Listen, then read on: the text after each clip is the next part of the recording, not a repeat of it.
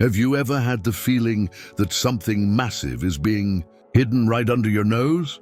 For centuries. What if I told you that within the Vatican, there are stories so bizarre, so shocking, that even the most skeptical minds would reconsider everything they believe? What the church doesn't want you to know is about to be revealed.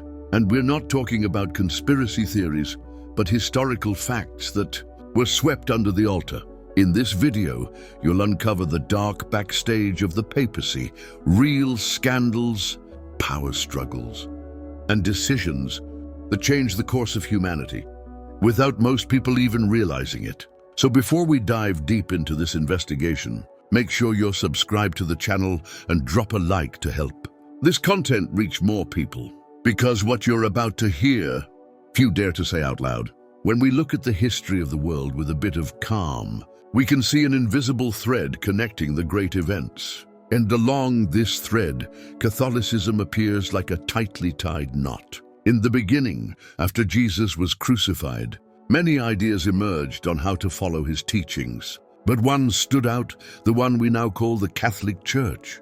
There was no printed Bible, no luxurious temple, just raw faith and secret meetings in caves and catacombs. Yet this community grew like roots in fertile soil, spreading across empires, surviving deserts, wars, and persecution. Its influence was so strong that for centuries, kings only ascended the throne with the Pope's blessing. Catholicism shaped laws, inspired art, and even defined the calendar. Yes, that before and after Christ, we still see in history books. Just imagine, you wake up, have your coffee, check the calendar, and without realizing it, you're living by a timeline created by faith. Churches became cultural centers. Hospitals and universities were born under their wings. Even those who don't follow the religion live in a world deeply marked by it. And what's most fascinating is that before any reform or division, Catholicism was the only institutional form of Christianity. It was the root of the trunk before the branches ever grew. And if today we see many denominations, it all started from a single seed. A community of Christ's followers who believed Peter was chosen to continue the mission. This is where things get serious. That choice had consequences that lasted for centuries. There's a curious scene in the Gospels, so symbolic that it became the backbone of papal authority. Jesus looks at Peter, an impulsive fisherman full of flaws, and says a phrase that changed history. "You are Peter, and upon this rock I will build my church." From that moment on, Catholic tradition came to see Peter as the first leader of the church, the first pope, not by human merit, but by divine choice. And that, let's be honest, carries tremendous weight. But it doesn't stop there. In the same passage, Jesus gives Peter the keys to the kingdom of heaven. This has been interpreted as a symbol of spiritual and even political authority. It's a powerful image. The one who holds the keys can open or close, allow or forbid, guide or correct. And that's how the figure of the pontiff was formed. The one who builds bridges between heaven and earth, a role that goes far beyond the altar and influences millions of lives, directly or indirectly. After all, who hasn't heard of the power of the Vatican? Of course, many still debate this interpretation. Some say Jesus referred to Peter's faith, not the man himself. But what matters is how much that belief shaped the church's entire structure. It was like laying the first stone of a spiritual empire, an empire that would slowly organize around a central figure with a throne, distinctive garments, and an authority no other Christian leader ever had. And that's where an unexpected figure comes in, an emperor. In the middle of political battles and power clashes, an unlikely man emerged to solidify papal authority. The Roman Emperor Constantine. He not only stopped persecuting Christians, but he bet on them, almost like investing in a growing company. And it worked. With the famous Edict of Milan, he legalized Christianity and gave the church land, privileges, and prestige. It was the beginning of an alliance that would forever change the fate of the Christian faith.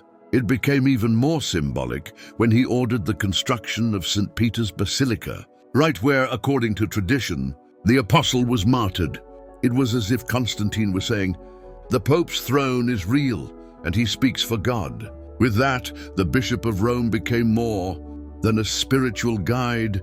He gained political and administrative power.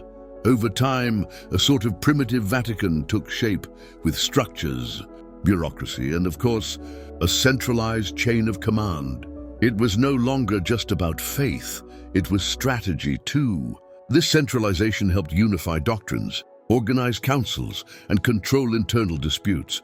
But it also opened the door to something that would haunt the church for centuries: the thirst for power. With influence over kings and armies, the Pope was no longer just Peter's successor. He was, in many ways, the Emperor of Souls. And as with any concentrated power, corruption was inevitable. That's when stories began to emerge, stories that feel like scenes from a dark film. If you think modern political backstage is full of intrigue, just wait until you hear what happened inside the church during certain periods of history. There was once a pope who literally put a corpse on trial.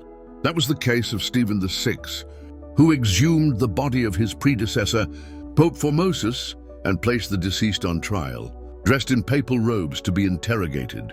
Yes, that really happened. It was called the Cadaver Synod, a grotesque blend of justice, madness, and vanity worthy of a suspense series. And it doesn't stop there. John X, who became Pope as a teenager, treated the Vatican more like a party palace than a house of discretion.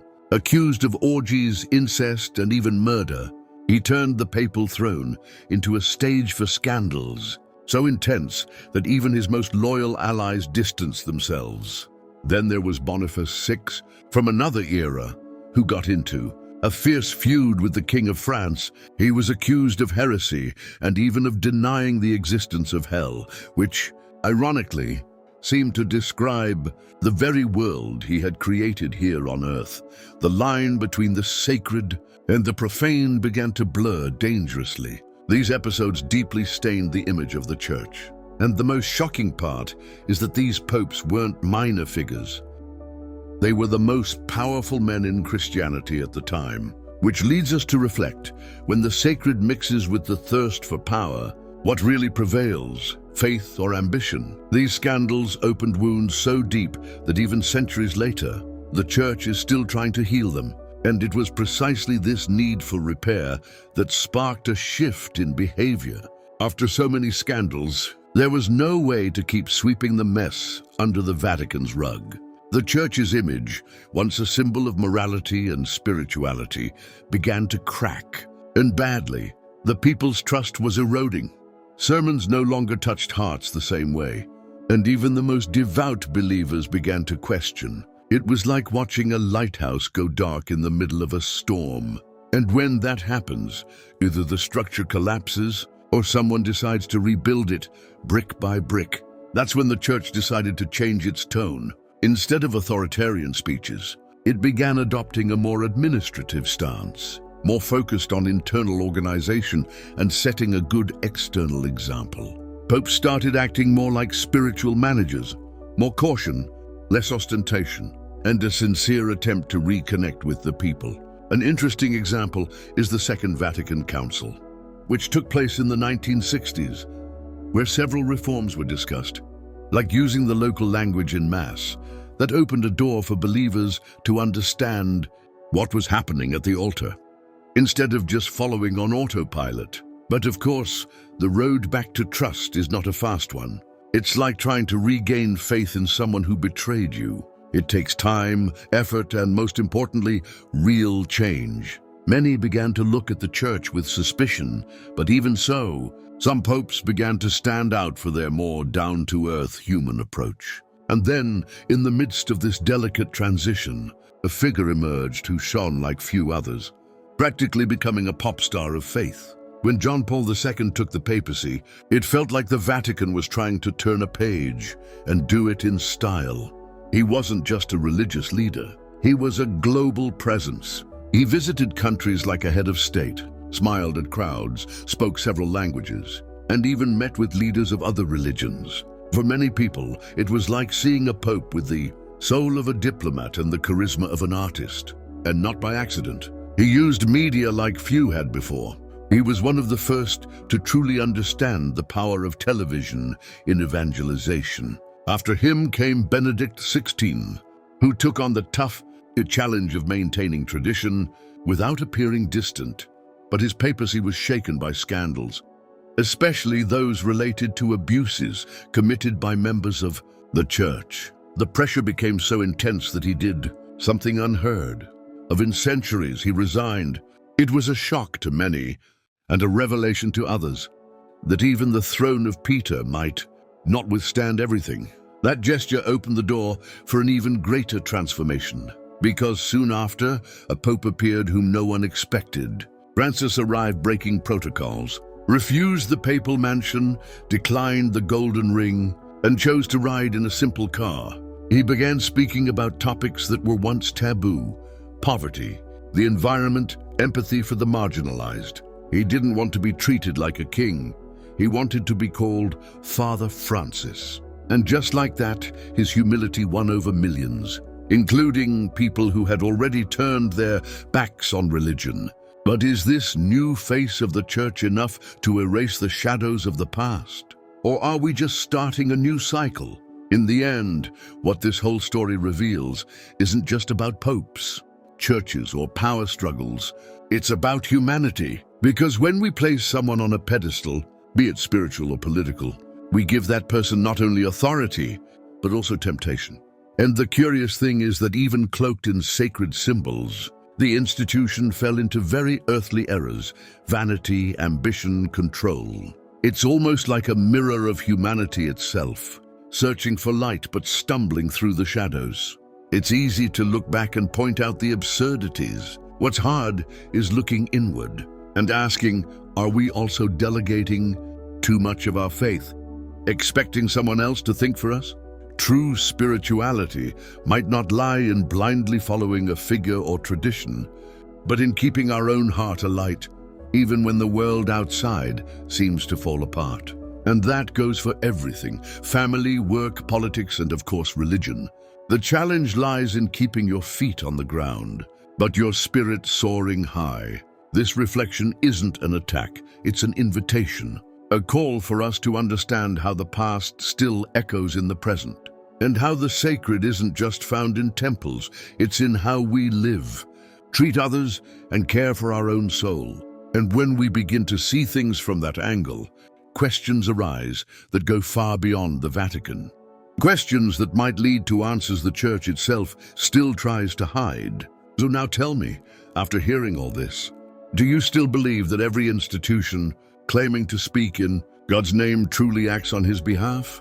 Write in the comments what surprised you the most, or what you believe is still being kept hidden. And if this video made you think in a different way, then you absolutely need to watch the next one showing on your screen right now. It will take this journey of discovery even deeper into things most people don't even imagine exist. Don't forget to subscribe to the channel, turn on notifications, and share this content with someone who needs to open their eyes.